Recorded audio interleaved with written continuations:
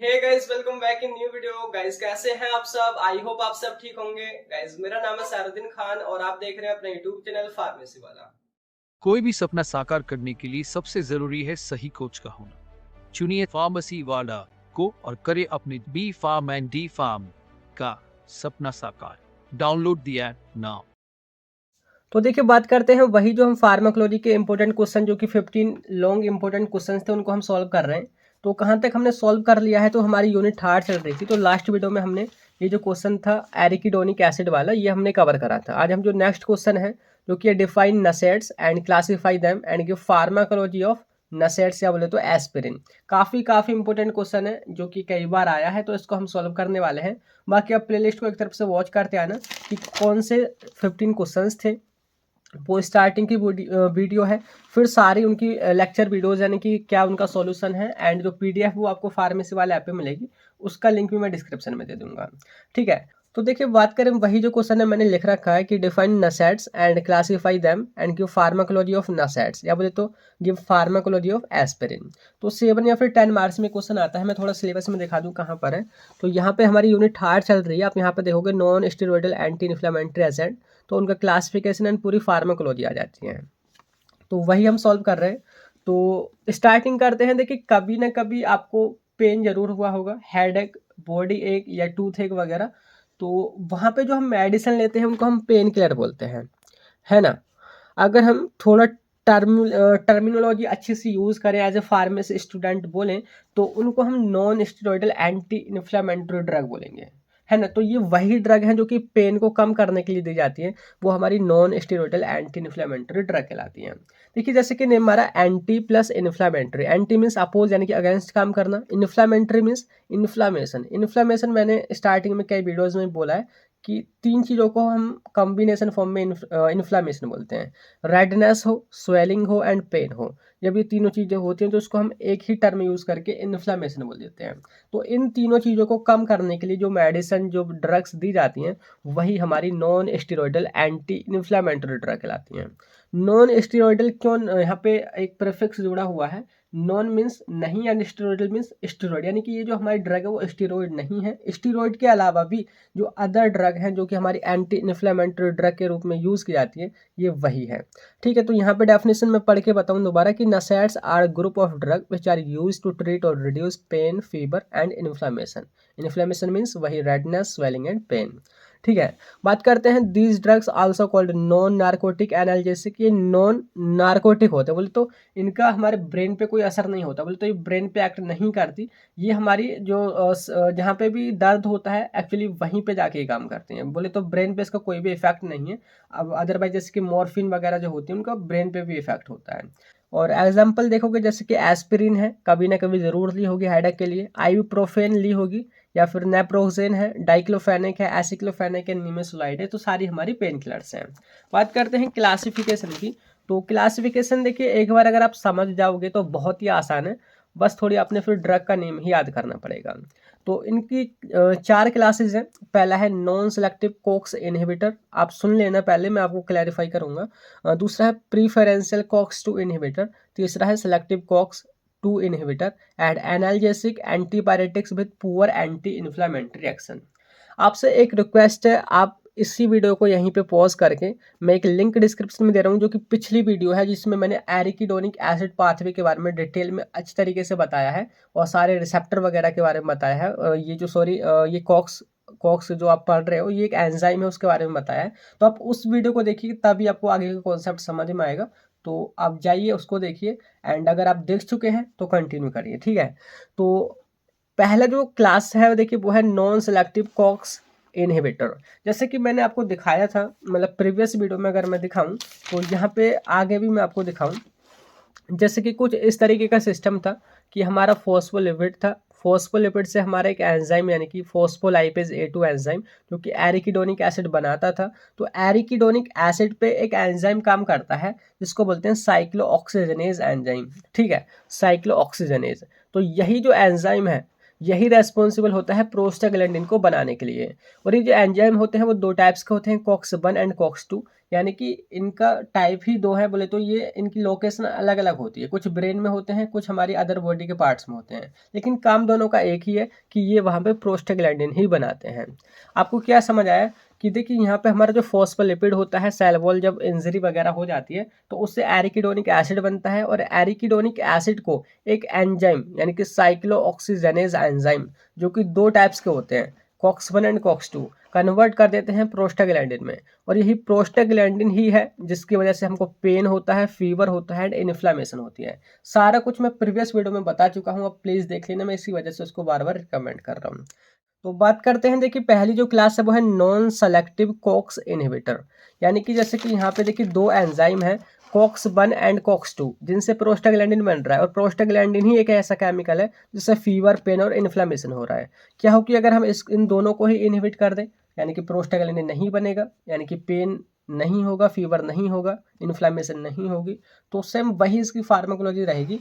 लेकिन देखिए टाइप समझिए, नॉन सेलेक्टिव कहने का मतलब है कि ये स्पेशल नहीं है कि वो किसी एक पर ही जाके बाइंड हो, यानी कि ये स्पेशल नहीं है कि वो COX-1 को इनहिबिट करे या COX-2 को इनहिबिट करे, वो दोनों को इनहिबिट कर सकता है, वो नॉन सेलेक्टिव है। तो ऐसी ड्रग जो कि नॉन सेलेक्टिव है बोले तो किसी भी एंजाइम पे या तो बोले तो COX-1 पे या COX-2 पे काम कर सकती हैं, वो हमारी नॉन सेलेक्टिव कॉक्स इनहिबिटर कहलाती हैं। इसकी फर्दर मैनी क्लासेस हैं, कई क्लासेस हैं जो कि उनकी स्ट्रक्चर के बेस पे हैं, या बोले तो उनकी जो केमिकल स्ट्रक्चर है वो। तो पहले हैं देखिए वो है सैलिसाइलेट्स। सैलिसाइलेट्स बोले तो जिनके अंदर सैलिसिलिक एसिड जैसे स्ट्रक्चर होती है, एग्जांपल इसके एस्पिरिन है जो कि हमारा सैलिसिलिक एसिड ही होता है। इसके अलावा मिथाइल सैलिसिलेट है, सोडियम सैलिसिलेट है, ठीक है। नेक्स्ट देखो वो है प्रोपियोनिक एसिड डेरिवेटिव, जो कि प्रोपियोनिक एसिड से डेराइव हुए हैं, जैसे आइबुप्रोफेन है, नेप्रोक्सेन है, कीटोप्रोफेन है। तो ये क्लास आपने बिल्कुल याद करनी ही पड़ेंगी एंड काफ़ी इंपॉर्टेंट है, आप छोड़ना नहीं, क्लासिफिकेशन पक्का आता है। और एक मोड ऑफ एक्शन एस्पिरिन का या फिर किसी आइबुप्रोफेन का, डाइक्लोफेनाक का, किसी का ही पूछ सकता है, तो सभी का सेम ही होने वाला है, ठीक है। तीसरी क्लास है वो है एराइल एसिटिक एसिड डेरिवेटिव, यानी कि जो एराइल एसिटिक एसिड से डेराइव हुए हैं, जिसकी डाइक्लोफेनाक, एसिक्लोफेनाक है, ठीक है। नेक्स्ट देखिए वो एंथ्रानिलिक एसिड डेरिवेटिव, जो एंथ्रानिलिक एसिड से डेराइव हुआ है वो है मेफेनेमिक एसिड एंड एनफेमिक एसिड, ठीक है। नेक्स्ट है वो है ऑक्सीकेम डेरिवेटिव, यानी कि जो ऑक्सीकेम से डेराइव हुए हैं, जिसकी प्रोक्सीकेम है, टेनोक्सीकेम है। तो ये जो है इसके एग्जाम्पल है ड्रग के। नेक्स्ट देखिए वो है पाइरोलोपाइरोल डेरिवेटिव, जो पाइरोलोपाइरोल से डेराइव हुए हैं, जिसकी कैटरोलैक है, ठीक है। एक दो और इसकी क्लासेस हैं इसी के अंदर, देखिए वो है इंडोल डेरिवेटिव, जो इंडोल से बनते हैं, जैसे कि मैथासीन है और सुलिनडैक है। नेक्स्ट देखिए पाइराजोलोन डेरिवेटिव, जो कि पाइराजोलोन से डेराइव हुए हैं, जैसे कि हमारा फिनाइल ब्यूटाजोन है, ऑक्सीफेनाब्यूटाजोन है। तो यहाँ पे हमारी फर्स्ट ये कैटेगरी थी क्लास, जो कि यही थोड़ी टफ है आपको याद करने में, बाकी सारी आसान है।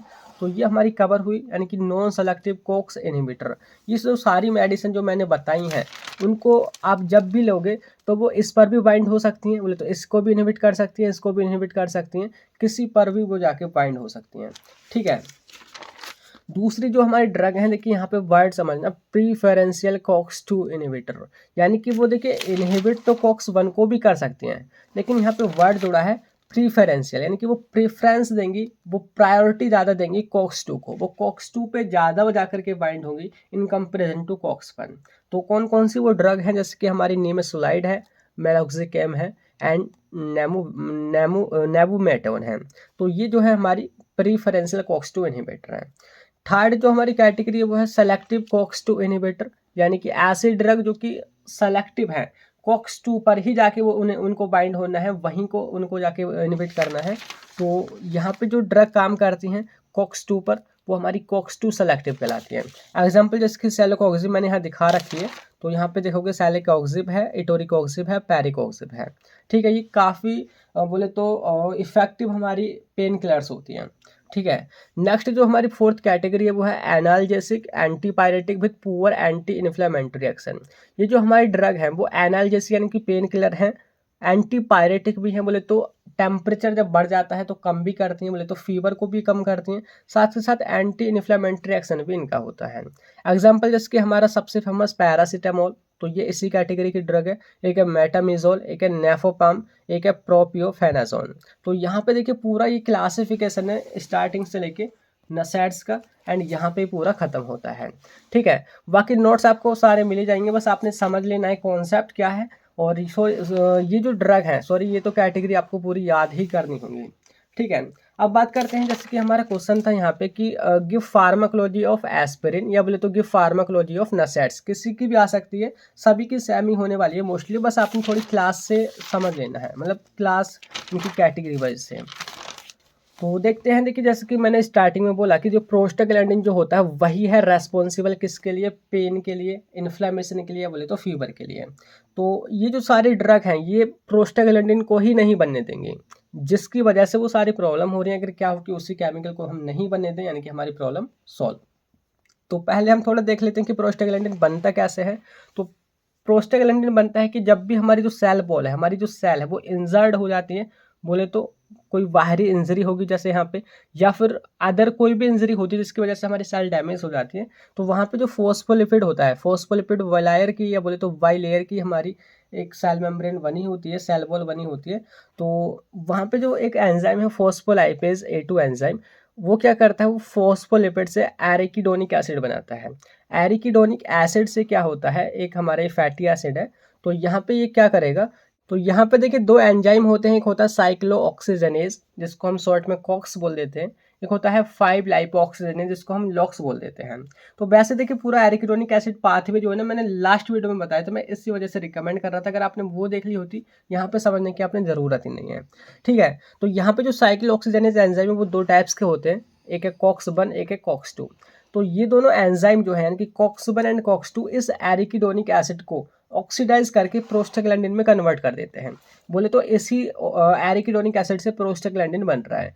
क्या हो कि इन्हीं एंजाइम को अगर हम हटा दें या इनहिबिट कर दें, यानी कि एरिकिडोनिक एसिड फिर प्रोस्टाग्लैंडिन में कन्वर्ट ही नहीं होगा, यानी कि फीवर, पेन, इन्फ्लेमेशन ये हमारी रुकी जाएगी। तो यही काम हमने करना है कि ये जो हमारे एंजाइम है कॉक्स 1 एंड कॉक्स 2 इसी को इनहिबिट कर देना है। अब जैसे कि एग्जांपल सपोज करिए, यहाँ पे आइबुप्रोफेन का क्या आ जाता है, फार्माकोलॉजी आ जाती है कि गिव द फार्माकोलॉजिकल एक्शन या फार्माकोलॉजी ऑफ आइबुप्रोफेन। तो आपने करना क्या है, आपने कैटेगरी ध्यान रखने की नॉन सेलेक्टिव कॉक्स इनहिबिटर है, यानी कि ये दोनों को इनहिबिट कर सकता है, वो कॉक्स 1 पे भी जाके बाइंड हो सकता है, कॉक्स 2 को भी इनहिबिट कर सकता है, और उस तरीके से प्रोस्टाग्लैंडिन को वो इनहिबिट कर देता है।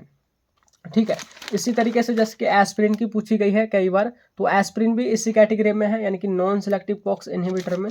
तो यहाँ पे क्या करना है आपने कि ये भी किसी को भी इनहिबिट कर सकता है, कॉक्स 1 को भी, कॉक्स 2 को भी, यानी कि ये भी हमारे नॉन सेलेक्टिव कॉक्स इनहिबिटर है। ठीक है, लेकिन आ जाए जैसे कि यहाँ पे जैसे कि मैं आपको दिखाऊं कि सेलोकोक्सिब की आपने फार्माकोलॉजी बतानी है, तो ये हमारा सेलेक्टिव कॉक्स 2 इनहिबिटर है। तो आपने सिंपली यही बोलना होगा कि ये हमारा कॉक्स 2 जो हमारा एंजाइम है उसी को जाके इनहिबिट करता है, ये इसको इनहिबिट नहीं करेगा। ठीक है, तो ये इस तरीके से आपने फार्माकोलॉजी बतानी किसी की भी आ जाए तो यहाँ पे फिलहाल हम एस्पिरिन की देख रहे हैं जो कि कई बार आई है। तो नसैड्स या बोले तो एस्पिरिन जो है वो directly works on cyclooxygenase enzyme. यहाँ पे जो एंजाइम है साइक्लोऑक्सीजनेज, मैं कंबाइंड फॉर्म में दोनों को बोल रहा हूँ, कॉक्स 1 कॉक्स 2 को भी एक ही बोल दे रहा हूँ क्योंकि वो दोनों पे ही काम कर रही हैं। तो ये एंजाइम करता क्या है, ये ऑक्सीडाइज कर देता है, बोले तो ऑक्सीडेशन कर देता है एरिकिडोनिक एसिड का, जो एरिकिडोनिक एसिड है उसको ऑक्सीडेशन कर देता है और प्रोस्टाग्लैंडिन ये बना देता है। तो अगर देखिए कॉक्स एंजाइम को हम इनहिबिट कर दें तो प्रोस्टाग्लैंडिन नहीं बनेगा, यानी कि if they are COX enzyme inhibited so prostaglandin production also stop and then pain, inflammation, fever also decrease. So वही हमने करना है, यानी कि इनको हम इनहिबिट कर देंगे। बात करते हैं इसकी थोड़ी फार्माकोकाइनेटिक की, कि कहाँ पे ये एब्जॉर्ब होती है, कैसे दी जाती है। तो it is best absorb when orally given and it is absorb by small intestine. तो इसको जब हम ओरली लेते हैं तो ये एब्जॉर्ब होती है अच्छे तरीके से और स्मॉल इंटेस्टाइन के थ्रू ये एब्जॉर्ब होती है। हाफ लाइफ जो होती है इसकी 3 से 5 घंटे होती है, बोले तो पूरा जो असर होता है इसका 8 से 10 घंटे करीब का होता है।